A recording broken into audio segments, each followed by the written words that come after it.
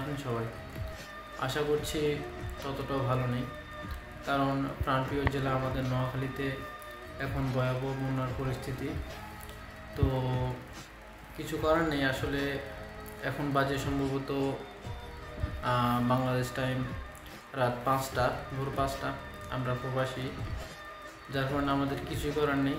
তবে যারা বাংলাদেশে আছেন তারা সবাই নোয়াখালীকে সাপোর্ট করবেন, এবং যারা প্রভাবশালী আছেন তারা নোয়াখালীর মানুষকে সাপোর্ট করবেন। অলরেডি আমাদের প্রিয় অভিনেতা, এই যে দেখতে পাচ্ছেন উনি, এবং প্রিয় শাহেদ আহমদুল্লাহ সাহেব এবং আমাদের সেনাবাহিনী অলরেডি নোয়াখালীর পাশে গিয়ে দাঁড়িয়েছেন, এবং তারা বিভিন্ন যারা ক্ষতিগ্রস্ত আছে, ঠিক আছে, নোয়াখালীতে বন্যার কারণে যারা ক্ষতিগ্রস্ত হয়েছে তাদের পাশে দাঁড়িয়েছেন।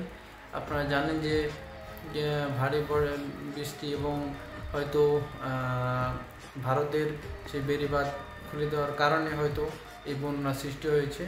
তো যাই হোক, আমরা সবার জন্য দোয়া করি এবং আল্লাহ সবাইকে সুস্থ রাখুক, এবং বন্যার পরিস্থিতি মোকাবেলা করার জন্য এবং স্বাভাবিক হয়ে যাওয়ার জন্য আমরা দোয়া করি।